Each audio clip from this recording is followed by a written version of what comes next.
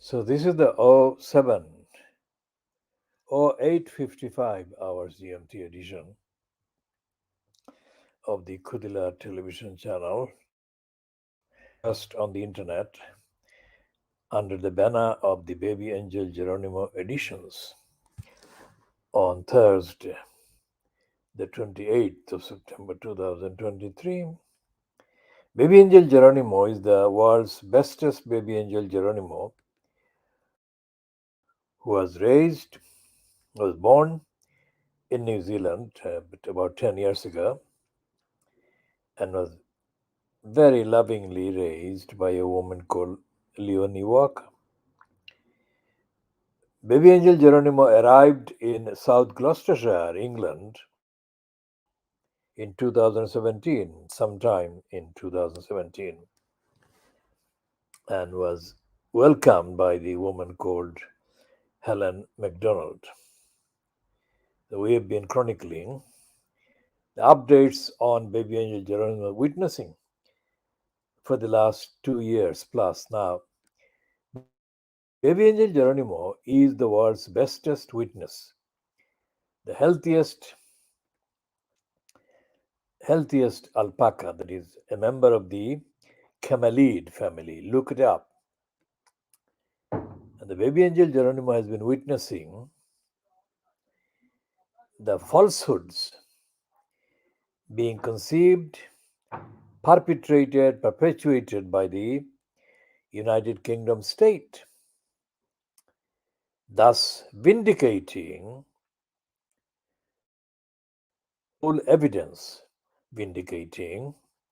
the criminality and evilness of the bad ones, vindicating the words and the promise made in the Holy Quran and Al Isra.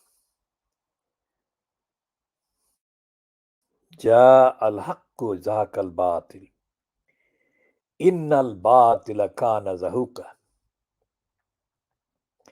Truth has arrived and falsehood vanished or falsehood perished. Innal batila kana zahuka. Indeed, falsehood is bound to perish.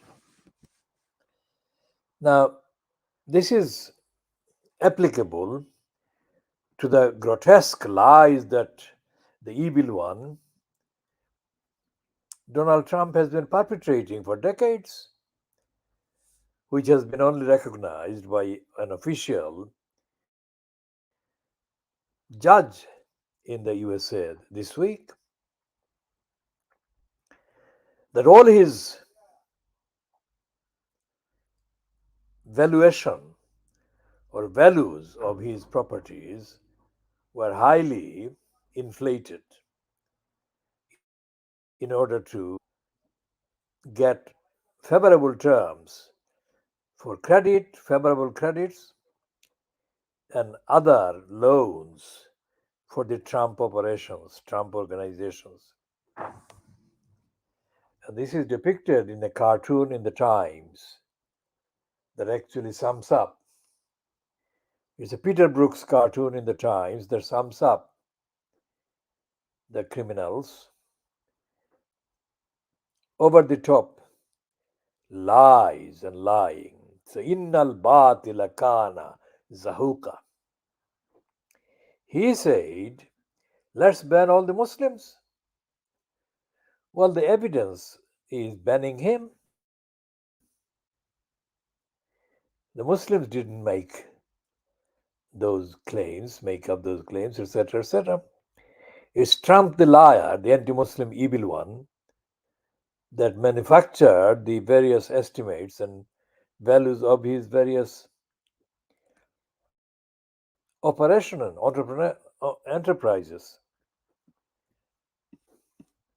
Let's see the Peter Brooks cartoon, if we can access it.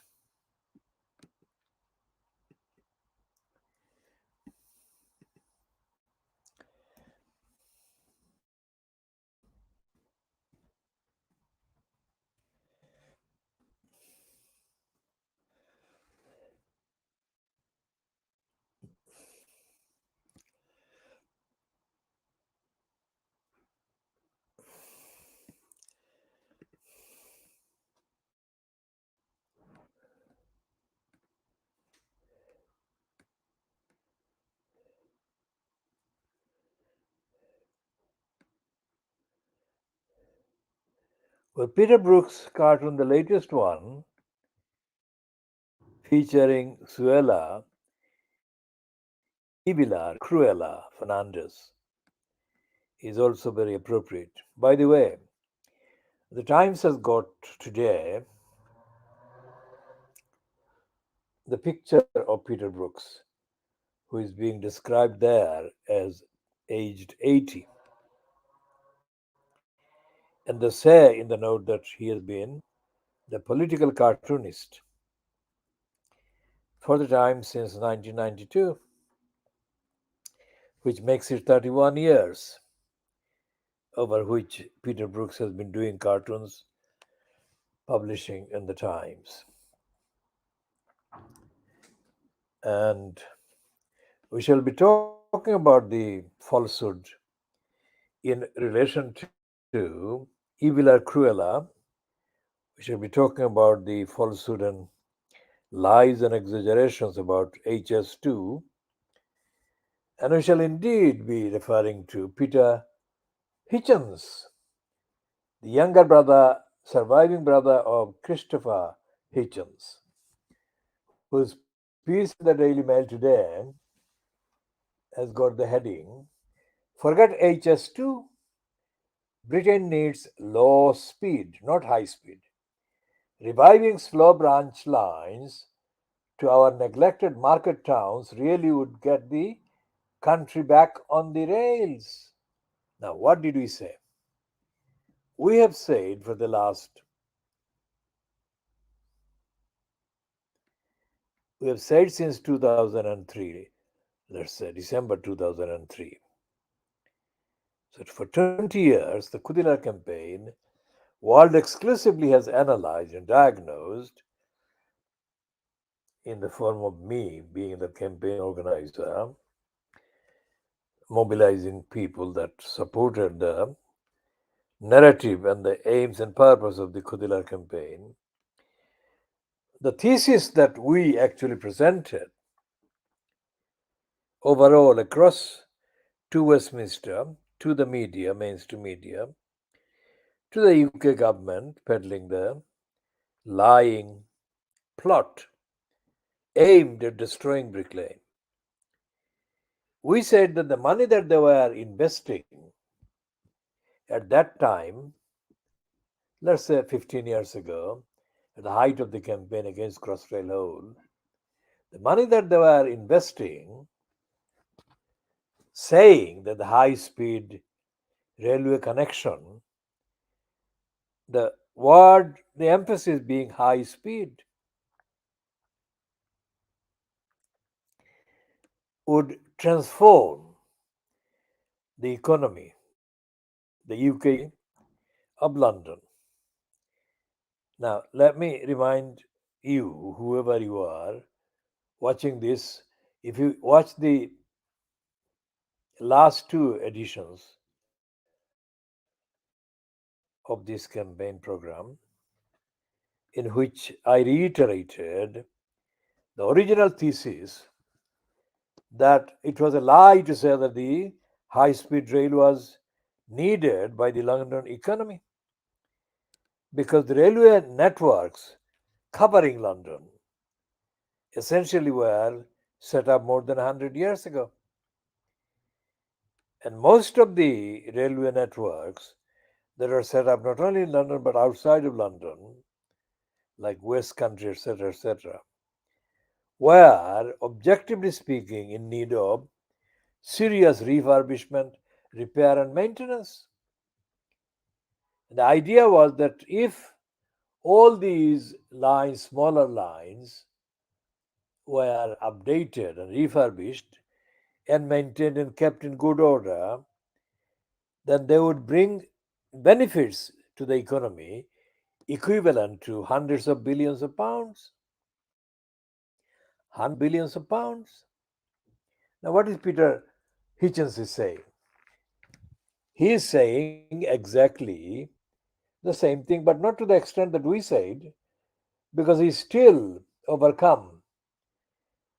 Being a columnist, paid employee of the Daily Mail group, he is overcome by all kinds of criminality brainwashing, and group thinking. So he's not telling the truth as much as he knows, even as much as he knows. In any case, what he's saying today, Thursday, the 28th of September 2023, is not at all original. We at the campaign, world exclusively, have been saying that the existing railway networks in London and extending the kind of rationale to cover the countryside would amount to hundreds of billions of pounds worth of economic advantage and benefit.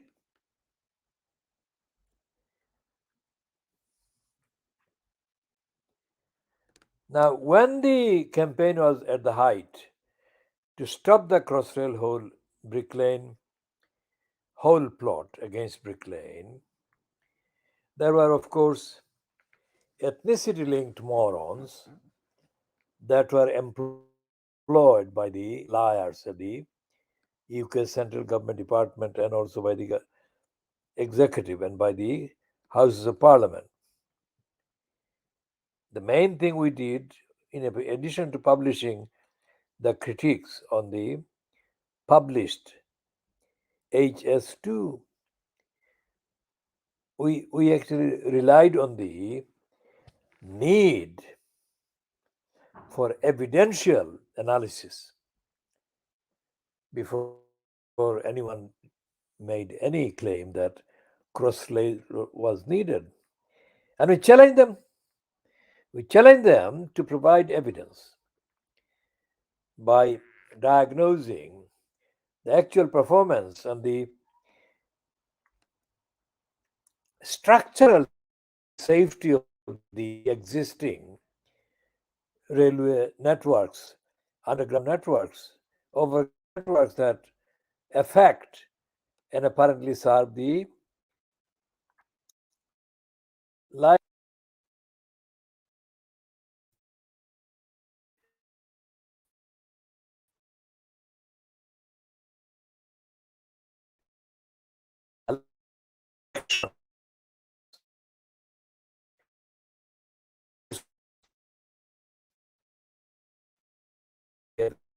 Be replaced by the environment.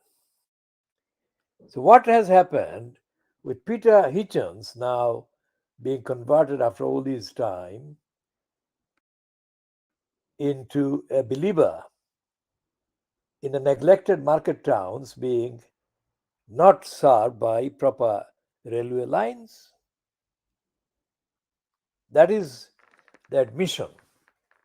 And the admission is followed by the conclusion that if the money being wasted on Crossrail were to spend in reviving slow branch lines to our neglected market towns, then that would get the country back on the rails.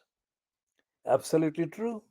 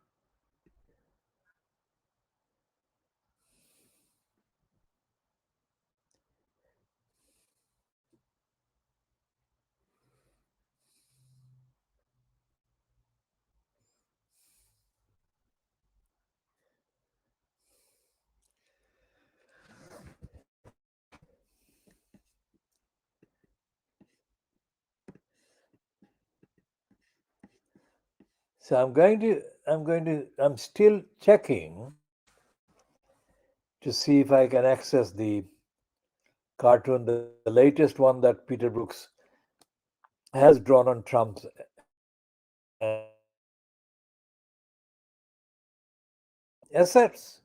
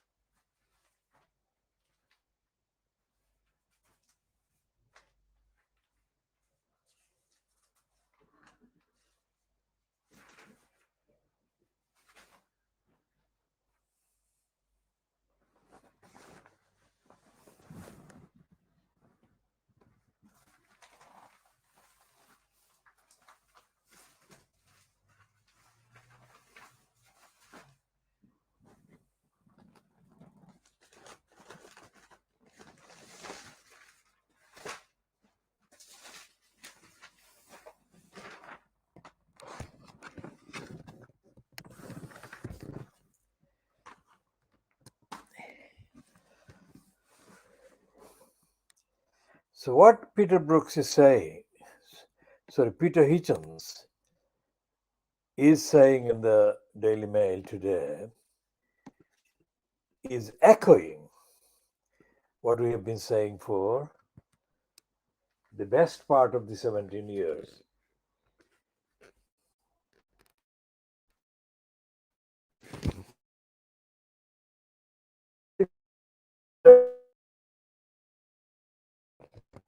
Conclusion of the Peter Hitchens piece. In any case, who do we need? Why do we need 200 miles per hour trains? Exactly the question that we have been asking repeatedly.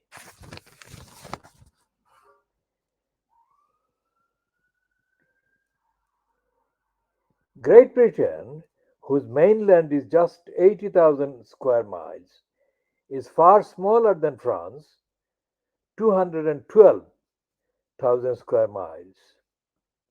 Spain, 195,000 square miles, and Germany, 138,000 square miles. The distance from London to Birmingham is 120 miles. The distance from Paris to France's equivalent second city, Lyon, is 243 miles. In any case, high speed trains drain resources from the rest of the network. Rail travelers in France who venture beyond the high speed network know only too well how poor the service often now is. Let us avoid this mistake and welcome the return of the branch line, the slow train, the station master, and the railway cat slumbering next to the coal fire in the waiting room. Long live low speed one. Absolutely. But this is what we've been saying.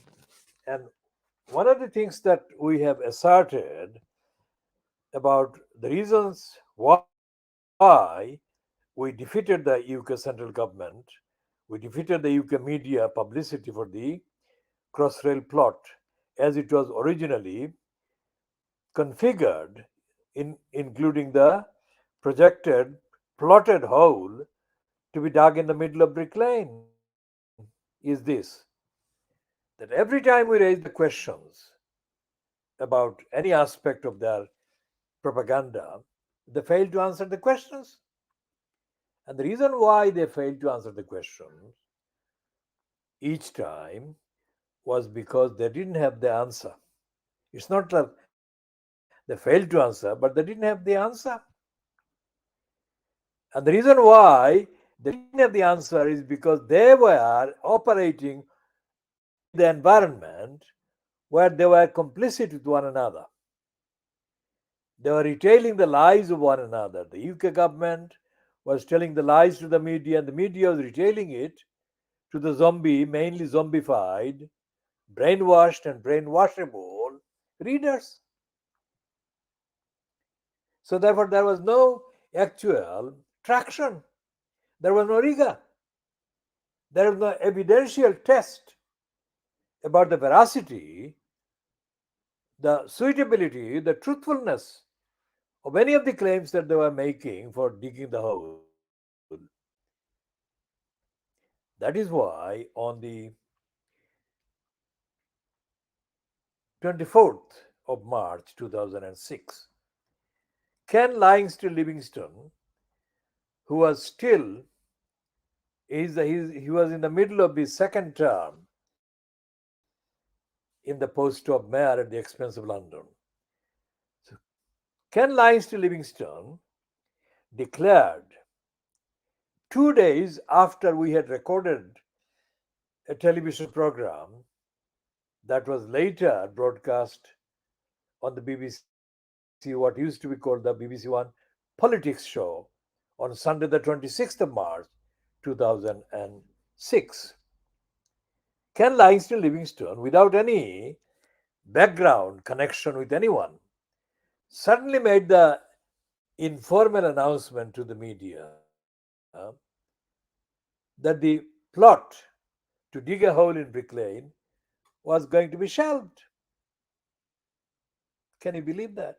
This was announced by Ken Lyons to Livingstone that caught the media 2 days before the actual broadcast of the politics show on the 26th of March 2006.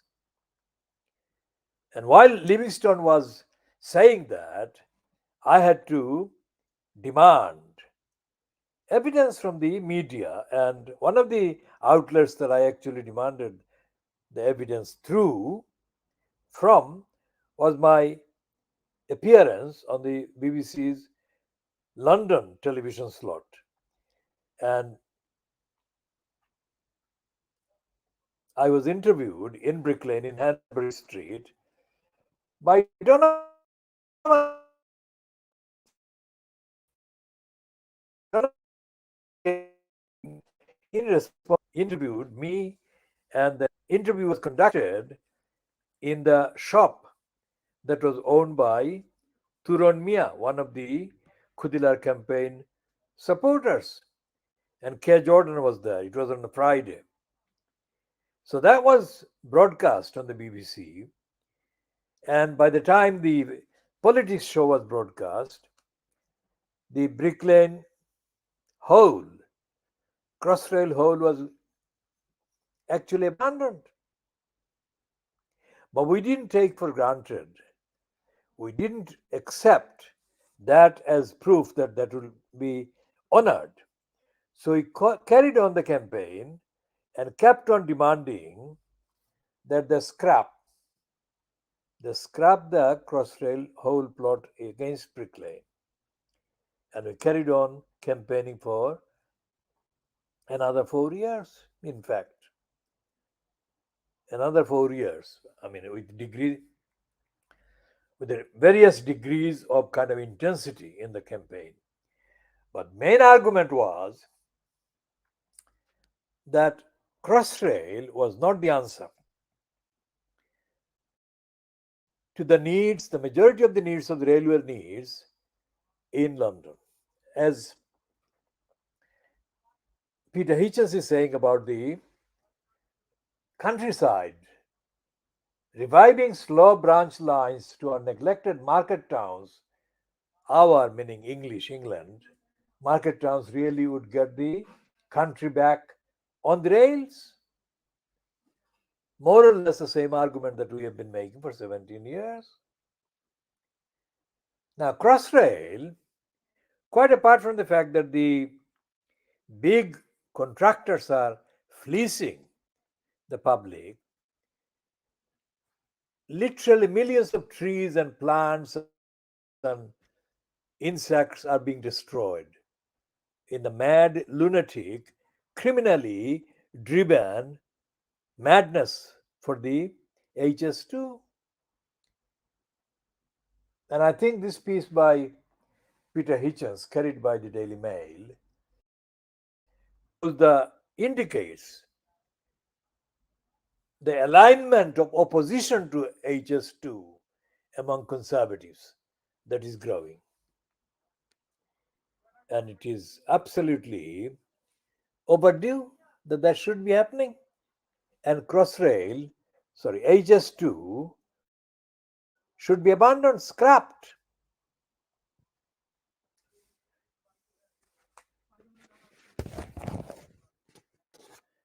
Now, today, the Times runs the anniversary, notes the birthday of Peter Brooks, the cartoonist, who they say is aged 80 now.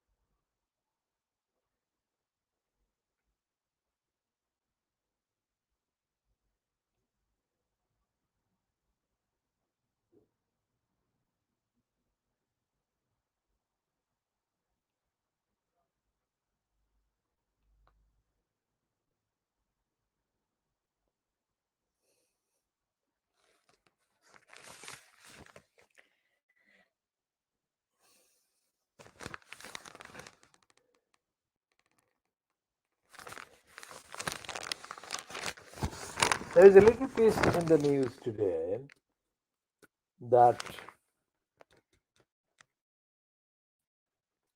Nick Yaga, Rolling Stoner, has said that he would not leave the money to his children. He would leave 400 million pounds to charities.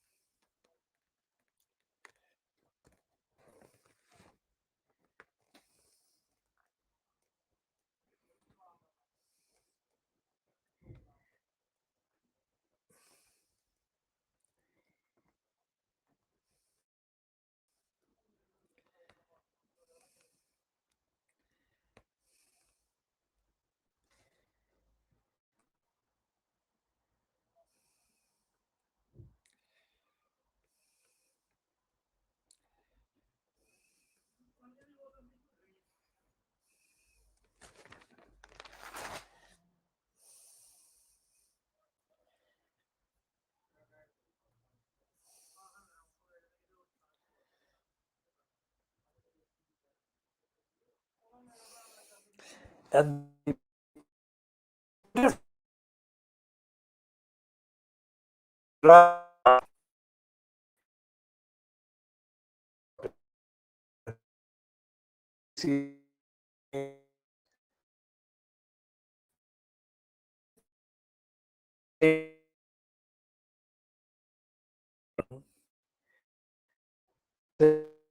is